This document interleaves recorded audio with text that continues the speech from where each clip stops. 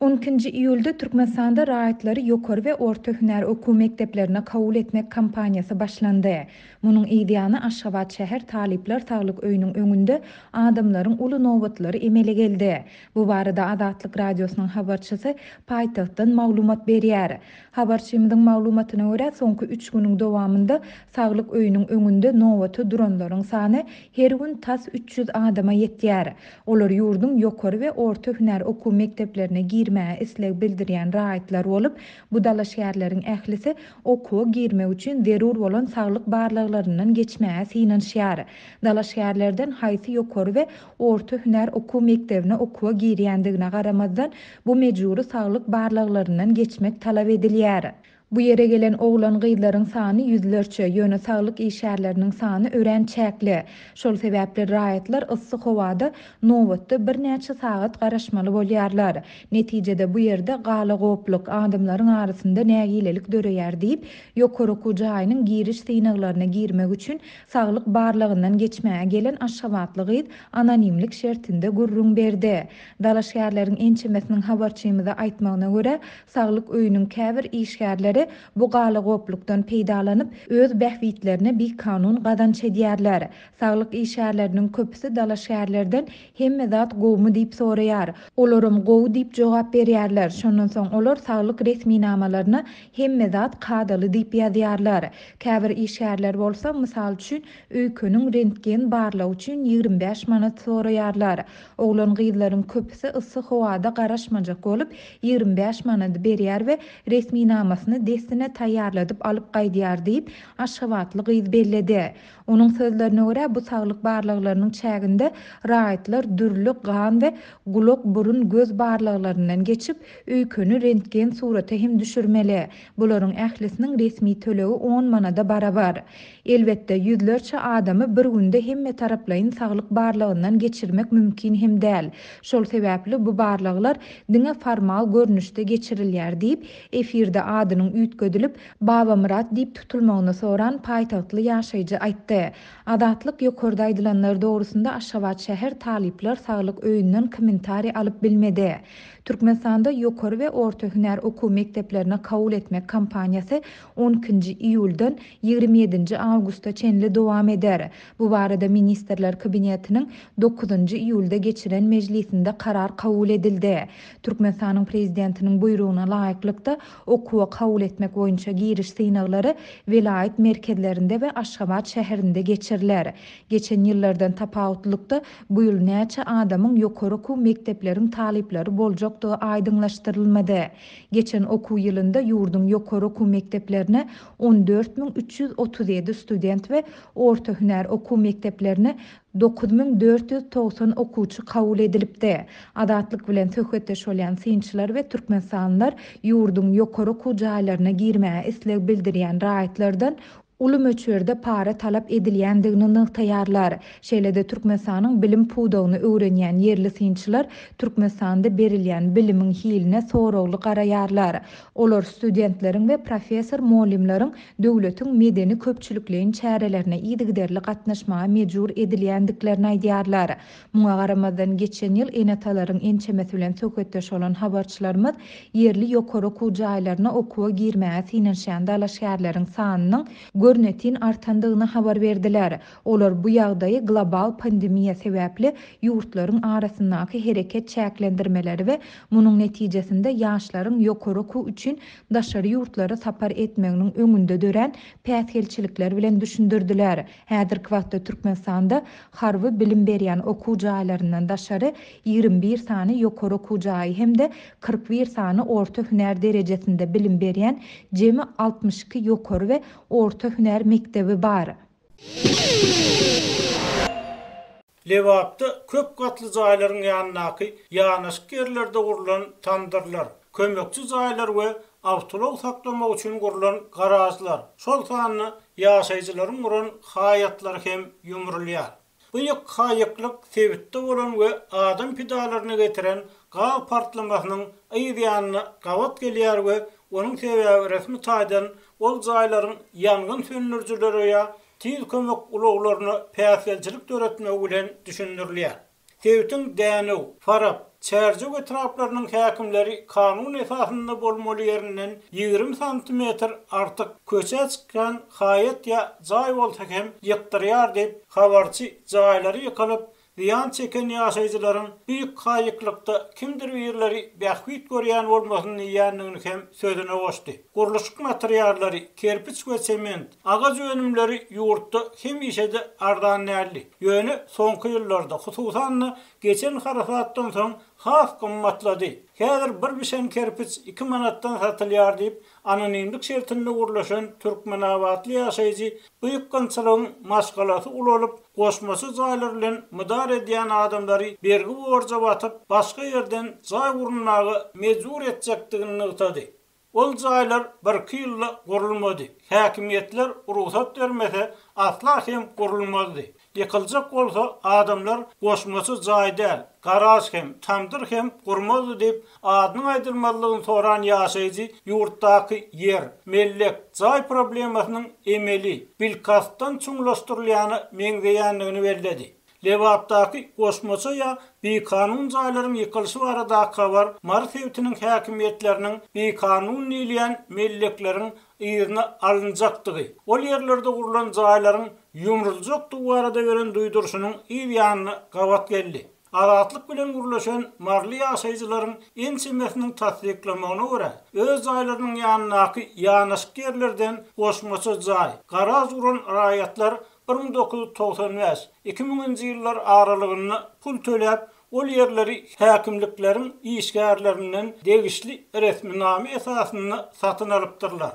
Emma muňa garamazdan soňky 30 ýyllarky jaý ýykmak tejribesi, hususan paýtagyt Aşgabatyň dowamly awadanlaşdyrylmagy netijesinde türkmen häkimiýetleriniň ýykmaly, ýumurmaly ýa berilen emlägi ýygyny almaly bolanyny resminamasy bolanlar bilen bolmadyklaryň arasynda kän tapawut goýmaýanlygyny görkezýär. Iqtisadi kriz, çöken ogu hozalygy sebäpli işsiz, gazançsyz galan adamlar ýylatyň aglaba köplügi üçin yer jaý meselesi ullukan sine bolmagyna galýar. Tutyan territoriýasy Angliýanyň 2 hissesine ýa Fransiýanyň territoriýasyna barabar bolan Türkmenistanyny ýylat sanynyň agdalan ýurtlardakydan onlar çeşitli azdygyna garamazdan mellek ýa kwartira meselesi durmuşyň guruluşyk materiallarynyň aşy gymmatlamagy bilen soňky 10 ýyllykda hasy agyrlaşdy we daşary ýurtlara çykanlaryň bir topary ýyla ýurtlaryny jaý edilmek üçin ençeme ýyllap aýralypdy. Agyr işlerdi işläp ýeterlik iýitmän pul toplamaga çalışýar. Anonimlik şertinde gurulşan yerli hünärmeniň pikirçe raýatlaryň köp gatly jaýlaryň ýanyna ýa-da bölünip berilen mellek ýerleriniň çägininden daşarda gurulşyk işlerini etmäge haklary ýok. Häkimiýet wekilleri bilen ol ýa-da beýlek görnüşde gelýän alalaşyk esasynda gurulýan guruluşyklaryň köpüsi dogrudan ýykylmaly. Ýöne ol ýurtda onlar çyýrlap jaýyny giňeldip bilmeýän, yer ýa jaý baradaky ardalary kanagatlandyrylmaýan adamlaryň, hususan çağlaryň we garrylaryň juda agyr şertlerde ýaşamagy mezur edilmeginiň hem kanuny laýyk gelmeýänligini, ýurt raýatlarynyň yer, jaý problemlarynyň wagtyna we kanuny esasy çözülmeligini hökümetiň özüniň jogapkärdigini aýtdy. Türkmen hökümetiniň mejlislerine ýylla täze jaýlaryň gurulýanlygy we dawaraly açylyp ýaşaýjylara ulanmaga berilýänligi, käte prezidentiň täze jaýlanlary gutlaýanlygy habar berilýär. Emma ýurtda soňky ýylat ýadygynyň netijeleri çap edilmedi. Ýylatyň jaýgorlary, näçe adamyň ýaşaýyş şertleriniň goglandyrylmagyna mätäçdi bolsa gizliň saklanylýar.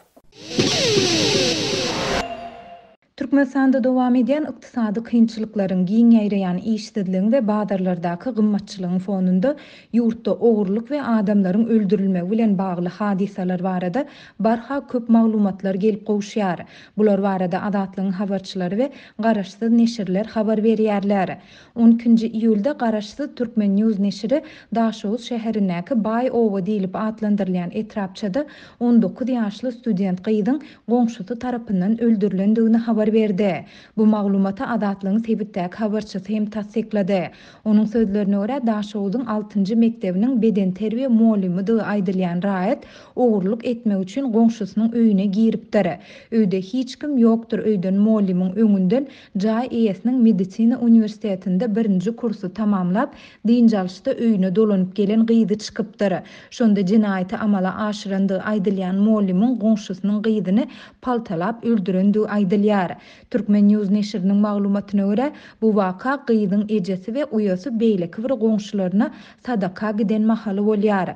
Muallim sadakadan bir näçe gün öň ogurluğa baran öýünden kardyna paltalýar. Sadakany gurnan goňşulary gyzyň uýasyndan uly gyz doganyna nahar iýberýär.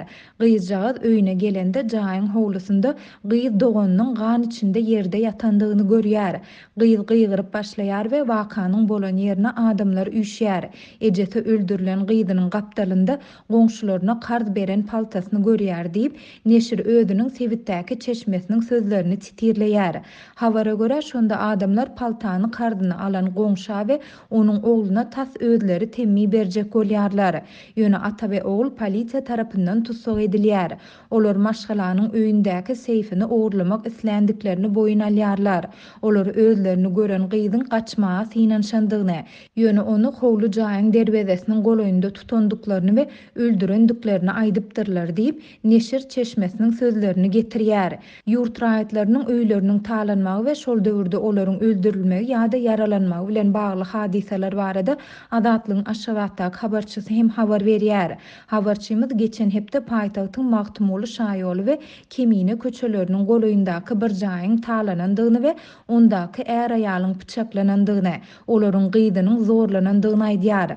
Ogurlar gündüz wagty är aýalyň we olaryň 20 ýaşly gyzynyň ýaşaýan jaýyna gelipdirler. Olar özlerini öý dolandyryş edarasynyň işgärleri diýip tanışdyrypdyrlar. Ogurlar är aýaly pyçaklap 20 ýaşly gyzy zorlapdyrlar we olaryň öýlerini talapdyrlar. Häzirki wagt är aýal keselhananyň reanimasiýa bölüminde saglyk bejergisini alýar diýip wakadan habarly Aşgabatly ýaşaýjy anonimlik şertinde habarçymyza gurrun berdi. Azatlygyň baýdylanlar dogrusunda Daşowdy welaýatynyň we Aşgabat şäheriniň polisiýa müdürliklerinden şeýlede 6-njy mektepden kommentari almak boýunça ýygyderli eden synanşyklary netije bermedi. Azatlyk radiosu Türkmenistanda dowam eden ykdysady kynçylyklaryň, has giň ýaýraýan işsizligiň, bazarlardaky gymmatçylygyň arasynda sosial problemalaryň güýçlenýändigi, ogurluk we jenaýat hadisalarynyň köpelýändigi barada soňky aýlarda bir näçe gedek habar berdi. 7-nji iýulda Aşgabatdaky habarçymyz adamlaryň öz jaýynda talanmagy we öldürilmegi bilen bagly sanlyjy günüň dowamında bir näçe wakanyň bolandygyny, şol jenaýatlaryň biriniň 9-njy etrapçydaky beýlekisiniň Görogly köçesindäki jaýlarda amala aşyrylandygyny habar berdi. Habarçylarymyzyň maglumatyna görä, ogurlar jenaýaty amala aşyranlarynda dürli usullardan peýdalanýarlar. Olar özlerini köplenç öý dolandyryş edarasynyň elektrik, suw ýa-da gaz edaralarynyň işgärleri diýip tanışdyrýarlar. Bellesek Türkmenistanda öý dolandyryş edarasynyň işgärleri käte öýlere aýlanýarlar. Elektrik, suw ýa-da gaz edaralarynyň işgärleri hem öýlere aýlanyp ýaşaýjylardan hojalyk hyzmatlarynyň töleglerini alýarlar. Azatlyk bilen söhbetdeş bolan türkmenistandar ogurluk we jenaýat hadisalaryna ýaşaýyş durmuş şertleriniň gün güzeran aladalarynyň barha kynlaşmagynyň sebäp bolýandygyny aýdýarlar. Türkmenistan garaşsyzlyk ýyllarynyň iň ýeti ykdysady kynçylyklarynyň birini başdan geçirýär. Türkmen hökümeti hemde meýze terişdeleri ykdysady problemalary boyun almaýarlar we ýurt raýatlarynyň durmuş kynçylyklary, köpelýän ogurluk, jenaýat hadisalaryny hem agzamaýarlar. Ýurdun içeri işler ministrligi hem ýurtda ýokurlanýan ogurluk we adam öldürmek hadisalary barada hasabat bermeýär. Şu günler Lewapda buğday örlen yerler sürülüp şali, meşali azyk ekinler ekilýär. Suwun üstü uly dağga. Şaliken adamlar ýary ýyjydan başlap suwa göýekçilik edýär. Biri ýerine ýakyn ýerde ekin eken daýkanlaryň arasynda suw üstüne uruş galmagal hem turýar diýip ýerli habarçy habar berýär. Bu habar Türkmenistanyň ýene bir awy binasynyň we 3000 orluk sadaka jaýynyň açylýan wagtyna gawat geldi. Yerli hünärmenler ýurdun suw desgalarynyň onlar çyýyllap iýdegsiz galanlygyny, netijesiz taslamalara goýberlen ferişdeleriň o huzulugyny we daýhanlary halas etmäge gönükdirilmeliligini uzak wagt bäri aýdyp gelýärler. Türkmenistanyň büýül gaty gurok gelli we derýalardaky suw howdanlarynyň suwun azlygynyň üstesinde kärinneçileriň sorjy, nasos, mineral ýokun, tehnika ýetmezçiligi, korrupsiýa kynçylyklary hem saklanyp galýar. Aprel aýyna ekilen giýiski owaça gow boýarly. Oňa 2 gedek mineral dökün berilip 2 gedek suw tutuldy. Adatça ýygyma çenli gowaça 4 dökün berilýär. Emma 3-nji döküni bermediler. Büýül howa ıssy bolan soň 2 dökün ýeterlik bolar diýdiler diýip azatlyk bilen gurlaşan kärenneçi aýtdy. Suw, dökün we tehnika kynçylyklarynyň üstesinde daýhanlar giň ýaýranlyga edilýän korrupsiýa, para peşkeş praktikalaryndan hasken ejir çekýäni meňdeýär. Her wagtda ekin ýerlerini buğday eken daýhanlaryň ählisine şaly kerýäli yer bölünip berilmeýär. Ya da yerim olanlar hem şaly ekip hasyl almak üçin arkaňda güýçli hoganlaryň bolmaly, azatlygyň söhbetdeşleri yerine buğday eken daýhanlaryň bir toparynyň yerleriniň orokdan soň wagtlaýynça başga adamlara berilýänligini hem gurrun berdiler. Şaly ekip gow hasyl almak üçin ýeterlik mukdarda çykdaz etmeli. Emma başlyklar daýhanlarda beýle ferişdäniň ýokdugyny bilip, ýagşy gepler aýdyp, olaryň yerlerini wagtlaýynça öz tanyşlaryna ýa para beren adamlara berýärler. Hasanygy şaly etmek üçin yer alýan adamlaryň arkasynda täsirli, pully adamlar durýar. Bu ýagdaý olary üznüksiz suw, derman we tehnika bilen öpjün edýär. Olar suwuny dökünne seredip şaly ýetişen soň girdejini öz arkasynda duran adamlar bilen paýlaşýar diýip ençe meýilbäri ýeti azyk kynçylygyny çekýän ýurtda şalynyň togragyna korrupsiýany bir-birinden habarsyz bir näçe hünärmen tasdik etdi. Lewapda häzir şaly kilen meýdan köp. Suw bolsa ýetenok. Suwun üstü uly dawa. Şaly eken adamlar ýary ýeden başlap suwa gölögçilik edýär we bir-birine ýakyn ýerde ekin eken adamlaryň arasynda suw üstünde goh galmagal hem turýar diýip habarçy bu hyl wakalaryň çärje we trawynyň ýasdepe owasynda hem bolýanlygyny belledi. Kimin arkasynda uly wezipe tuturan hoganlary bolsa, onuň şaly meýdanynyň suwy kesilmeýär. Emma arkasy adamlar hem azdan. Olaryň şalsy aşy ıssy howada suwsuz gurap başlapdyr diýip şaly meýdanlaryna aýlanyp gelen we bir näçe kärinneçi bilen söhbetdeş bolan habarçy gurrungyny dowam etdirdi. Kärinneçileriň sözlerine görä, şalynyň kötençligi diňe suw, dökün ýetmezçiligi bilen hem tamam bolmaýar. Onu gow ýetişdireniňden soň ormak hem görügi. Sebäbi ýene-de korrupsiýa, para. Eger kimdekin başlıklara $100 para verse, o kärinneçe derrew kombayn berýärler. Inni bu ýyl şol paranyň möçberiniň $200 çykanlygy aýdylýar. Eger de daýhan başlyga para berip, wagtyna şalyny orup ýygnamasa, oktyabr aýyna galan şalyny sow gursa, şaly arasalananda bürünç döwük çykýar we beýle tügüni hiç kim satyn almaýar. Yer aljak bolsaňam para, suw aljak bolsaňam para, kombayn üçinem para, barlat üçin para bermeli azatlyk bilen gurlaşan daýhan aýtdy. Şu aralykda 13-nji ýylda geçirilen hökümet maslahatyna prezident, vice-premier Esenmurat Oragelliýewiň hasabatyny dinläp, o wetenagat toplumynyň düzümlerini işler kämilleşdirme uğruna mundan meýläkde eýgiderli tagalla edilmeliligini aýtdy. Ýöne mejlisde adatça bolşýaly daýhanlaryň görýän kynçylyklary, suw ýetmezçiligi we korrupsiýa barada hiç zat aýdylmady.